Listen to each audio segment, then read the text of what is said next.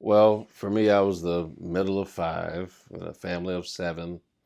Um, at home, it was probably like everybody else's family. Um, I'm the middle child, so that had its own challenges, in the family dynamics. For me, though, I mean, with my father's schedule, that was different than some of my friends' parents. I had the only friends of mine that really could relate to the kind of schedule my dad had a couple of friends whose dads were truck drivers, and they were on the road and they were gone, 10 days at a time, and that's how it was with my dad. He was constantly traveling, constantly on the road, so it became accustomed to him, literally, really not being at home. But then when he was at home, wanting as much of his attention as I could get, and spend as much time with him, even if we weren't doing anything. If he were doing his work or typing a speech or, just mulling around at home, just kind of wanted to be in his presence. Uh, my mother was the primary manager of the house, and she was strict, she was tough. And so my dad was more of a pushover, kind of a marshmallow, when it came to us. And so we were really happy and relieved when he would come around, which is kind of unfair to my mother because she kind of ran everything, and you always miss the parent that's not there the most. And so when he did come back, though, he tried to make up for it. I mean, he would take us everywhere with him, to community meetings, to the store, to whatever he was running errands. And so we got exposed to a lot and saw a lot of people, you know, people in the movement, a lot of the celebrities around town, a lot of people of note around Atlanta. We got to know them, and some on a first name basis because we would see them so frequently with him. And so family life was, as I said, probably at home pretty normal. But when we would go out to a restaurant or somewhere like that, um, there was no privacy. People they would say, "Oh, I don't mean to impose," but then again, they turn around and they would impose and want to talk to him and speak to him and ask him about different issues, or because he was also elected, in the state house and then the state senate. So everywhere we went, we had to share him with everybody else, you know, and so that sometimes as a kid was tough, you know, knowing that anywhere that we went, whether it was McDonald's or Piccadilly or where we were shopping for clothes, you know, people are going to come up and want a piece of his time. Was that something that you enjoyed at some point? Did you?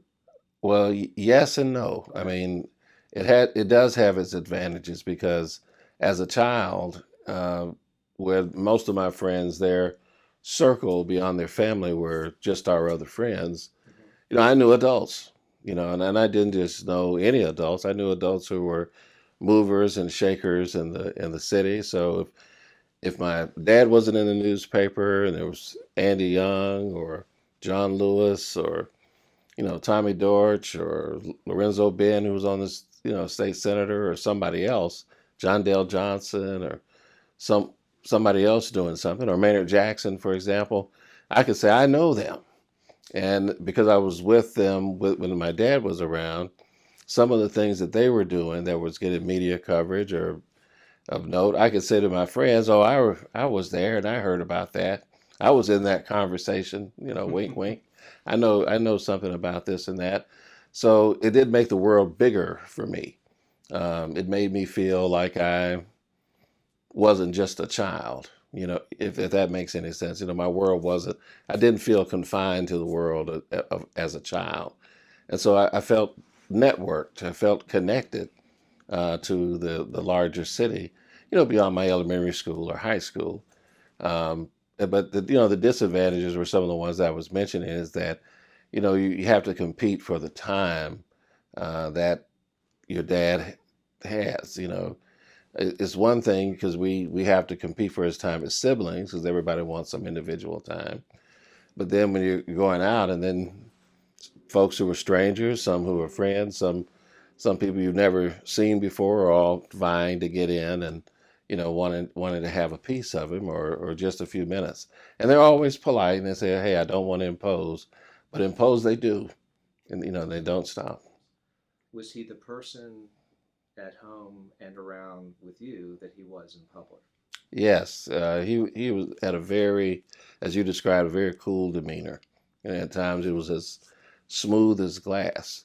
But some of the things that the public didn't get to see is that he had a tremendous sense of humor and a razor sharp wit. I mean, he was very, very funny, and I wouldn't say he liked to tease, but he liked to joke, and he was very, very playful, and so it was always fun being around him because he was so funny, and he really was silly, in a lot of ways, particularly when you're smaller. I mean, he liked to play, he liked to play games.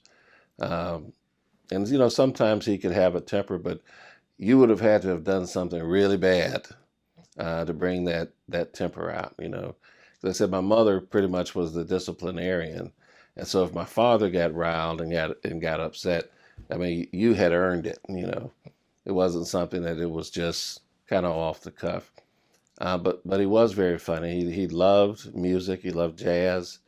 He loved all kinds of music, and I believe all of us got some of that where um, every genre, whether it was some amount of country music to blues and jazz and rockabilly, rock and roll, from the Coasters to the Letterman. I mean, he was all over the place musically, and I think that expanded our musical taste as well. What do you think contributed to his wide range of interests in music? Because you've mentioned artists that go from here to there. Where did that interest come from, do you Well, think? I think probably growing up on a college campus and then growing up in Pennsylvania on the campus of Lincoln and in the town that they were in. They lived in a diverse town, and he went to the George School when he was in high school. And so that was a multicultural experience, the Quaker school, but still kind of multicultural. So when you're young, and then, he had the advantage of being a teenager when rock and roll was new wave. It was changing the music industry. It was a brand new thing that nobody had seen before, and so he got to be exposed to that in all of its different iterations. And then he was around a diverse group of teenagers. When you're that young, you're forming your identity. You're exposed to other people, exposed to other ways of life, and so he got a taste of that as a teenager, and it stuck with him, and so you're excited about those different kinds of things. I had a similar experience in the 80s, with new wave and hip hop and rap, and that kind of in my own generation, but in his, it was rockabilly, it was rock and roll, it was rhythm and blues, it was soul music, all these different things, coming, to the fore musically, that he could share with people, outside of his African American culture, up there. He was exposed to folks from the Jewish community, Catholics, Protestants, Italians, Irish, all these different cultures kind of blended in, and they soaked it in. When did you first become aware of some of the work your dad had been involved in the mid to late 1960s when he was still building his notoriety and still becoming a person of national consequence? When did you learn about these things, given that you were very young at the time? Well, I think it kind of happened. It was a slowly growing and increasing awareness as I got older from infancy, but it really wasn't until I got in elementary school. And I remember seeing my dad on television. Um, I've got a really good memory. I can remember seeing the moonwalk in '68. I remember seeing my dad on television in '68. I remember, you know, parents or grandmothers showing us him on television during the news. But because, I was born in '66, uh, that just seemed to be normal. Like, well, hey, my dad is on TV. The same guy sitting on the sofa or, at home. But it wasn't until my friends and my teachers began to see when I began to see their reaction to him, It's like, hey, there's something going on here. You know, I know my friends' parents. I'm not as excited to see them, you know what I mean, as they are to see my dad. And so I would guess probably around first, second, and third grade, the early '70s, that I began to realize that there's an impact here. And when you kind of think about this now, like looking back at the development of your dad's career, particularly the early part of his career, what do you think was the most consequential of those events? Was it being elected to the legislature and everything that brought with it? Was it the 1968 convention? Was it his earlier work with SNCC? Well, I think probably what catapulted him to the national scene would have been uh, the issues around the legislature. Uh, he was on his road to being a good activist and a good, decent politician until he confirmed the SNCC statement on Vietnam. And had Sloppy Floyd and others in the Georgia legislature not had that knee-jerk reaction, uh, I'm sure my father would have had a great impact on what he did with his life. But that was the catalyst, I think, that propelled him to the stratosphere politically, because that put him at ground zero for the conversation of the time, which was the Vietnam War. And the, with all of that was going on, all the turmoil that was going on in the late '60s, about what type of America we want to have, America, love it and leave it, and all these kind of issues to have, and issues around exercising our freedoms, what a lot of people viewed was, a lot of oppression. Uh, that just put him at a central point, a focal point for a lot of different things. One, people have the right to speak out. People have the right to voice their opinion. People shouldn't be persecuted for their opinions in America. So it's almost like he became a living, history lesson, or history conversation about what it means to be an American and to speak out and to try to exercise these rights and to face injustice, institutional injustice. And so without that having happened, I'm sure he would have been impactful, but it really it pushed him to the front of the stage. He was a racist. Okay. Yeah, I think that's what probably motivated him the most, So, I mean, is that he's an old South, yeah, Southern Dixiecrat, right. and I think it at the same time that a lot of these Southerners were dealing with the advances of trying to cope with the advances of the African American community that had been really underneath their boot, Right. For 100 years. There's also all this other stuff going on in America about, America, as I mentioned, America, love it or leave it, or, the times are changing, within their own cultural diaspora about, kids with long hair, and the hippie movement, the peace and love movement, and make love, not war, and all those different kinds of things. So it's really kind of a collage of different things. And then when this young guy comes along, they know he's been an activist, which is to them, he's a radical. And so he's subversive to them because his quest for freedom undermines the dominance that they've enjoyed, for hundreds of years. So he's a threat. And so they want to eliminate and squash that threat. I mean, they gained their seats in the legislature after a lawsuit because they had basically um, they wanted one man, one vote for representation, which of course the state legislature had been just kind of gerrymandering black communities into certain districts, for decades, and so black people couldn't have any representation, and so probably threatened by that, blacks being in the legislature, threatened by the radicalism of his perceived position, and then of course he's a good old Southern racist, minted in the South, an old Southern Dixiecrat. And so they probably didn't want him in the Democratic Party. They certainly didn't want him down at the Capitol. And this is a way to resist that, to have that knee-jerk reaction, and say, we're not going to stand for this. We can do something about this. We'll put this guy out. And so we don't have to listen to him, and we'll make them send somebody down here. And that also sends a chilling message, is an attempt to send a chilling message to the electorate, saying, don't send these type of guys down here. We will put them out, we will crush them, we will destroy them, we will silence their voice. You send us somebody that we can deal with. Don't send anybody that's going to represent you. Did your dad ever talk with you about the 1968 Democratic Convention? That's obviously a very important moment in his life and career. Yes, he did. We had lots of political discussions, largely as a function of me trying to stay up late. That he would go on, and everybody else would be shuffled off to bed, and I said, "What about this? And what about that?"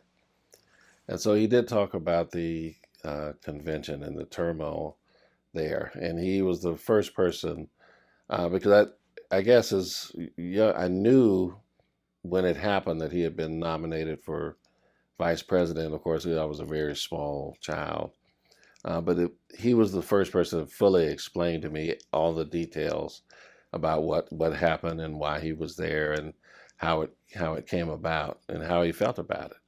And he was very, very excited about it, very excited to tell me the story of how his nomination was placed and how he had to decline because he was too young. And I said, it was weird for me as a small child because, I'm looking at my father as someone who is old, you know what I mean, who's grown up. And I said, how could you be too young to have this job or to take this position?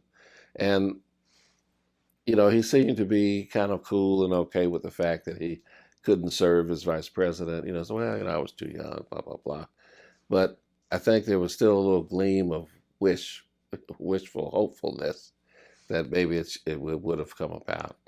But we had lots of political discussions like that, and I would question him a lot because, again, when he would take us around to different, meetings with him and everything, a lot of my siblings, I guess people thought we weren't paying attention, but I like to draw, and I would be drawing, and but I would still be listening to what goes on. And so every evening when it came time for them to shuffle us upstairs and off to bed, my way of getting some more time was to ask him questions about these different things, and then he would explain them to me. And I remember this when Nixon resigned, and I remember being in that kind of same situation. We were downstairs on the sofa, and I had all of my markers and pens up, but I knew something was different because he wasn't really trying to send me away, or tell me to go to bed. But I was bored, and it was just the president again on TV. And he says, no, Michael, this is amazing. He said, this is something that, that's happening in your lifetime that, has never happened before in the history of the United States. I said, Nixon is resigning. And at that point, I remembered Johnson being the president from when I was very young, but it was very short. And I really hadn't connected. I knew he had been president, but he seemed like an old man to me. So when Nixon became president, it didn't seem unusual or it didn't seem natural. But at that point in my life, Nixon had been the only real president that I had known. And I said, why would the president quit? Why would he do that? And he was really on the edge of his seat, just really trying to explain it to me. He was very, very excited. And so we sat down there that night and watched that happen. It was just amazing. And then conversely, decades later, when Obama was elected, because we had all these different political talks, over the course of life. I was stuck over at Morehouse. I had gone over there because they had asked me to come over and speak to the students, and I was trying to get to the Georgia DNC party, the big party, for the Obama thing. But the students were everywhere. They had blocked the streets around the school so we couldn't get out. So my daughter Michael was over there. She was at Spelman, and we were all at the Morehouse, Student Center, Frederick Douglass Commons. And so so we watched the results of the election there, it was good. It was very, very good to be there. It was my school, Morehouse. And he called me, and he didn't say anything, but I could hear him smiling through the phone. And so he was like, Michael. and didn't say a word. And I said to him, "So how does it feel to finally be free?" And then he laughed. I could hear him laughing, and he was very pleased in the phone. So you take those two bookends of that type of experience. So we always have these, political talks, and it was just amazing. Um, You know. how important do you think your father was to someone like Barack Obama? Well, I think it was very important. Um, you know, I met Barack Obama when he was running for Senate here at the Carter Center. Eugene Duffy and some other folks were having a fundraiser for him. And so when I met him, his mannerisms, his chain smoking, his cadence, it all put me in the mind of my father. It reminded me of my father.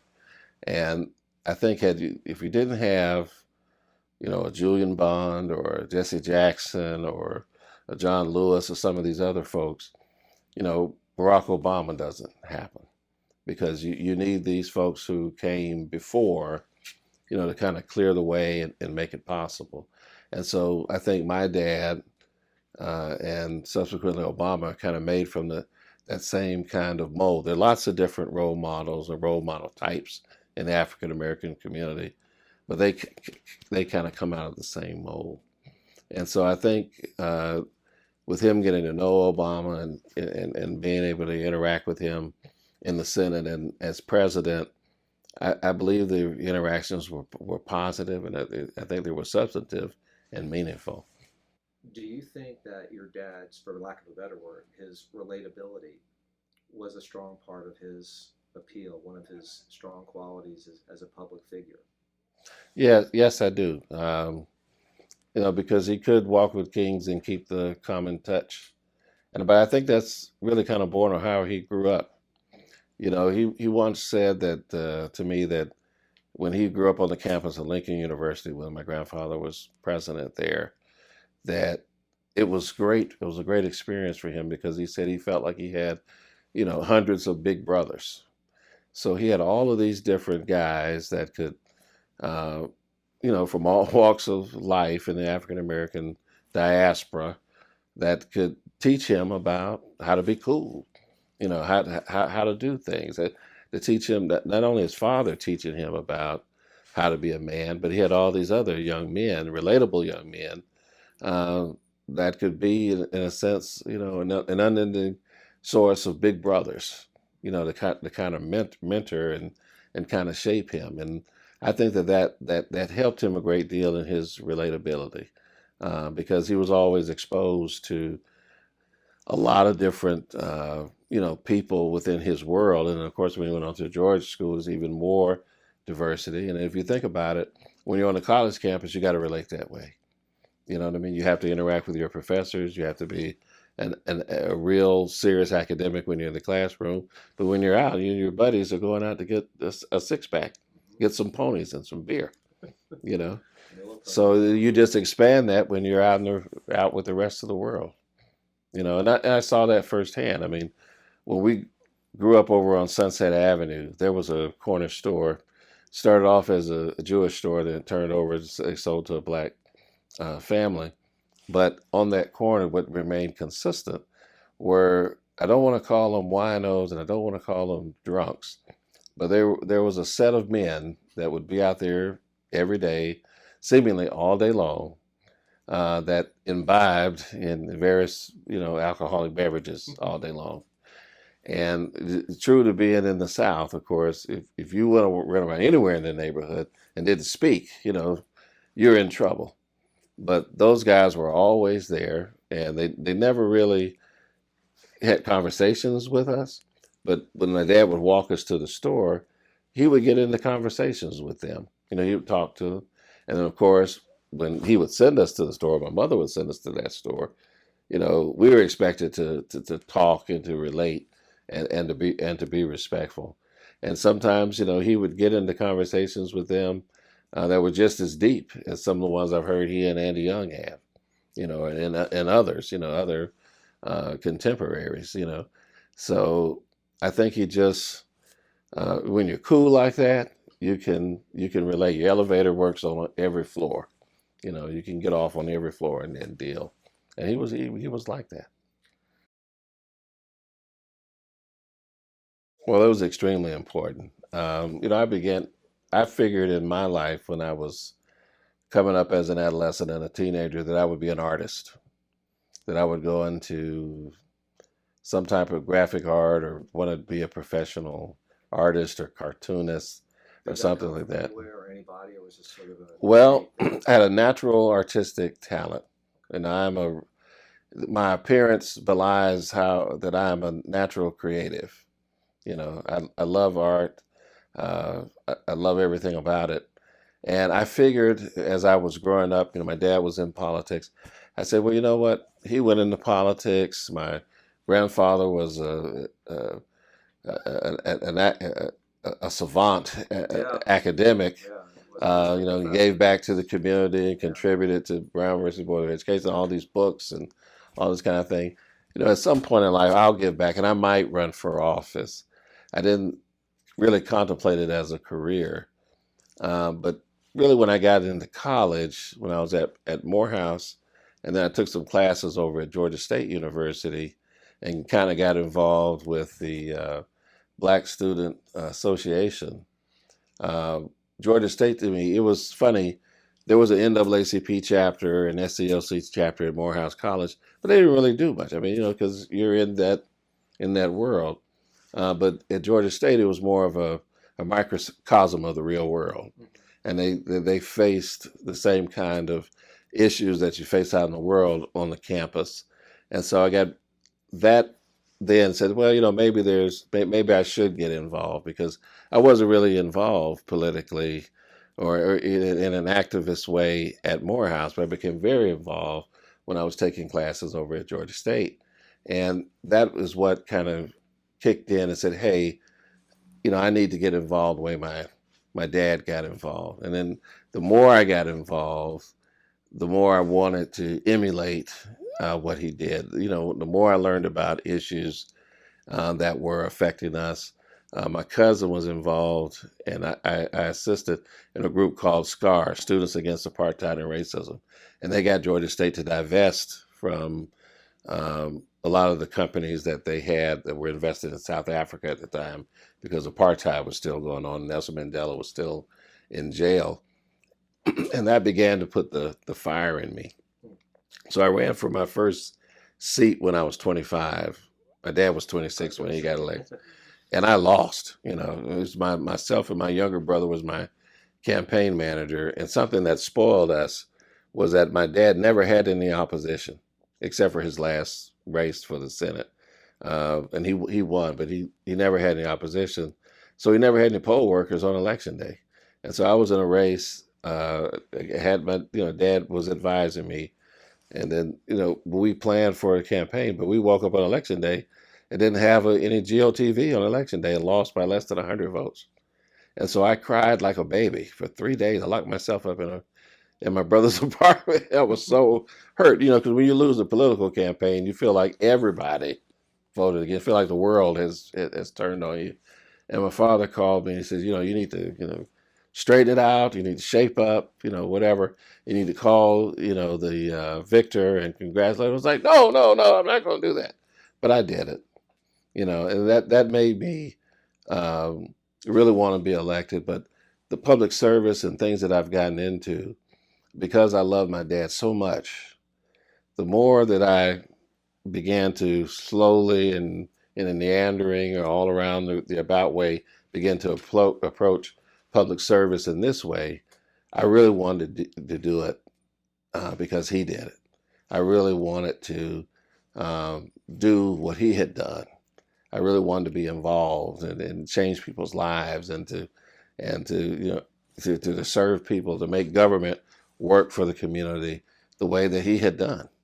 And so I've spent my career really trying to emulate him and what he had done. I mean, he is the reason that I'm in public service today, and I'm not working for Walt Disney or Pixar or something, you know. Uh, and I don't regret it. I mean, I have loved it, and what's made the most impact on me is when I've been able to talk to him about it, and when I've gotten a compliment from him, or when he's told me that someone else has told him something good about something that I've done in my public service, and he feels proud of me about it. I mean, that's meant the most to me, you know, out of all the hills and valleys, all the ups and downs. I mean, I wanted to do it, and I wanted to impress him. I wanted to impress my father with what I was doing. Has that kind of reaching out to people and finding out what they need and then trying to translate those needs into your work, an influence that your dad had by his own style from those days, years ago? Yes, we were on the campaign trail with him as when we were growing up.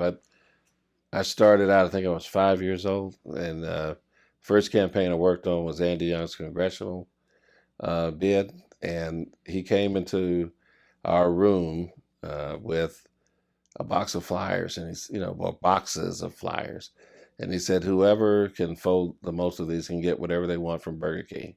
And so we were like, "Oh boy, we're going to work." And so when I was running for office, he went door to door when he did run. I mean, he never had any opposition at all. So when he would get the flyers from the printer, put us all in the car, and whether it was a Sunday, where church was in, we'd leaflet all the cars. Not just at one church, but maybe 15 to 20 churches in the district during the week or on Saturdays. He would just get out and just walk, and we would just go door to door. And so I saw all of that growing up. And so when I began to run for office, I went door to door. I went and knocked and listened to people. And you're right, people will tell you what they want. And even with the legislation that I've passed, the legislation that's been the most successful is that has come up from the neighborhood. Now, I wouldn't have thought of it as a SNCC approach growing up because I just observed him doing it. But you're absolutely right. It's small d democracy where people tell you what they want, and when you give them what they want, even if you can't get it, if you're trying to do what the people want you to do, they're going to reward you for it. And they've done that for me, and he was the teacher that I had that showed me that way. Well, I think first and foremost his intellect. He had a powerful intellect. He had a great deal of self-control. He was a measured person, almost an example of stoicism. He was a stoic in the Marcus Aurelius vein. He was very, very funny. He had a great sense of humor. He was silly at times. He was always fun and a delight to be around.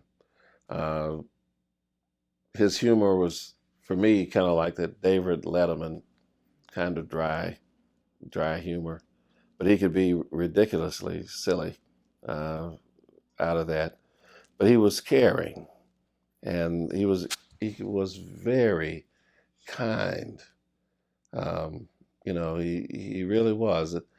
He would seem aloof, but I believe he was really just reserved. You know, um, he was very observant, um, and he was tender. There's a old jazz standard, "My Buddy." He That to me is, if you listen to that song, that's what it's like having him as a father and a friend. He was a friend as a parent. We were close. You felt close to him.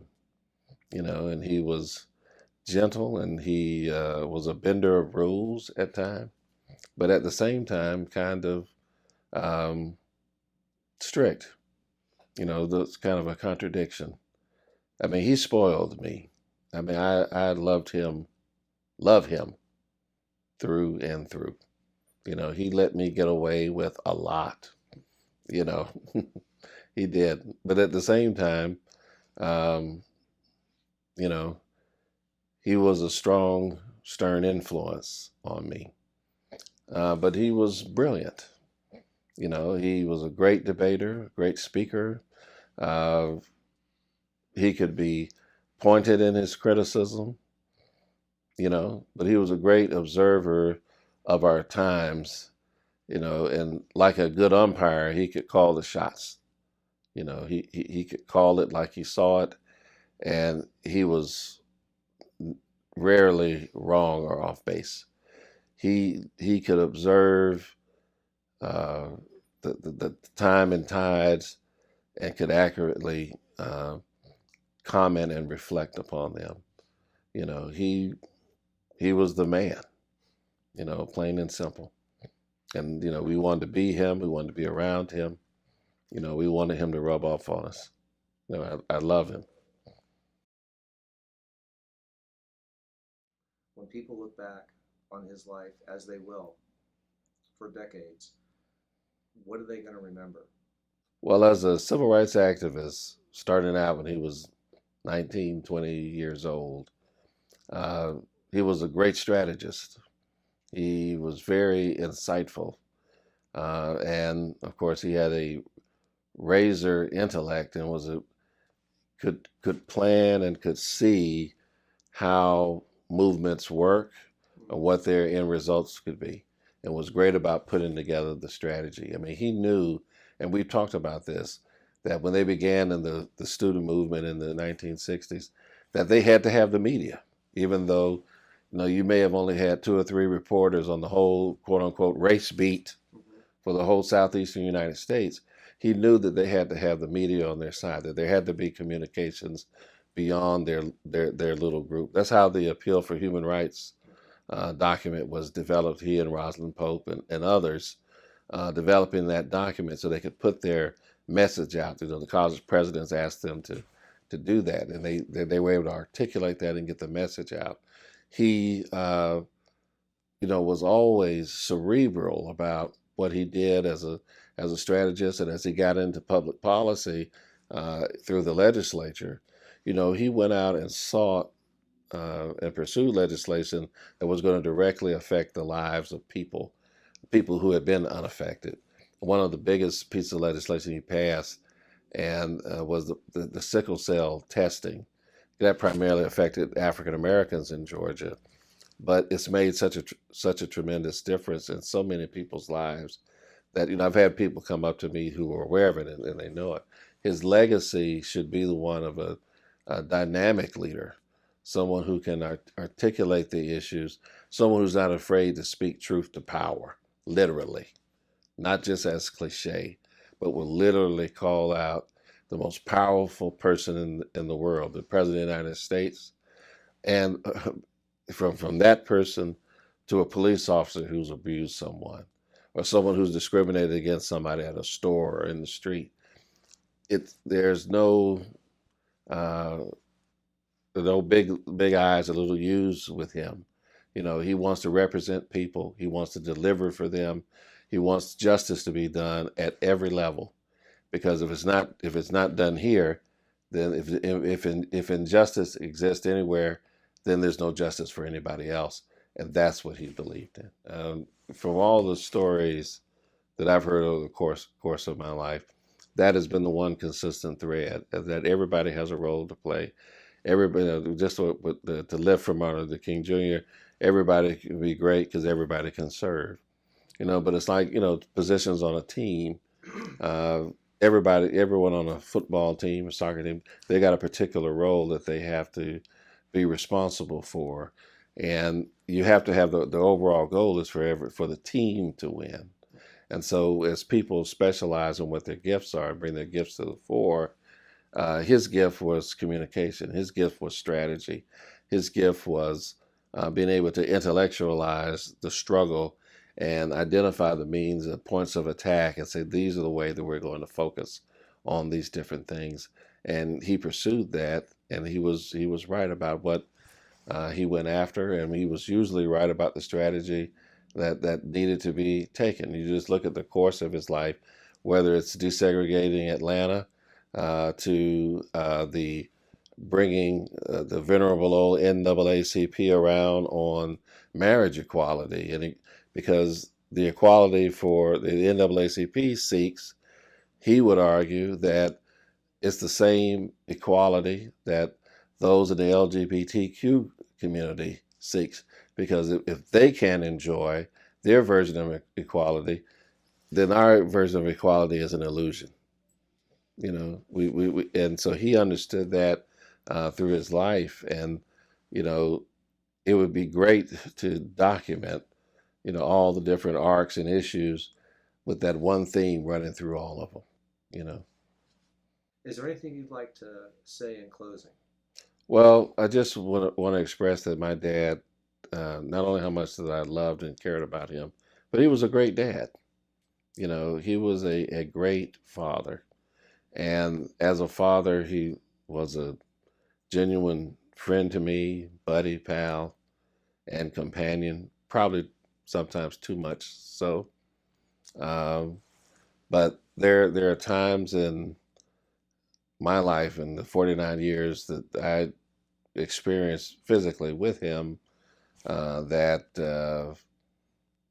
were just were wonderful and comedic, and all of the different qualities that we talked about with him. I've seen firsthand. He kept my secrets. I was able to confide in him, and he wouldn't share. I knew that he would keep those secrets. He encouraged me to do things. He encouraged me to be an artist. He tried to discourage me from going into politics because he thought it was uh, too rough. It's just too much negativity associated with it. But I did it anyway, and he still embraced me for it. And he talked about his own uh, public service, which once he left it, he missed it. He liked being in the legislature in retrospect. And so we shared a lot. I loved him with everything, and just left it all on the table. And this is a guy who was gone, 4, sometimes 6 days a week, traveling to support the family and being away. But when we came back, I mean, God, we just loved him. And I really can't say enough. I mean, this is a man who, at home, we know he was a great figure. We know that he was historic. We know he's historically relevant, and we know he's a rock star in many people's eyes. But at home, he was daddy. We could go to Steak and Shake or to McDonald's or Pizza Hut. He loved, bad fast food like that. Or we would go to Pascal's, which we definitely loved going to. Never missed an opportunity for that. And this is a guy, some Sunday mornings when everybody else is going off to church, it would just be he and I at home in tidy whities. And he would make me go outside and get the newspaper, stuff like that. Or we'd walk to the corner and get a Coca-Cola. Or we'd go to West End to get the New York Times. It was the only place in all of South Atlanta you could buy a New York Times. Just it's always the small things, the human things. And he was very human, and because of that, he was very well loved.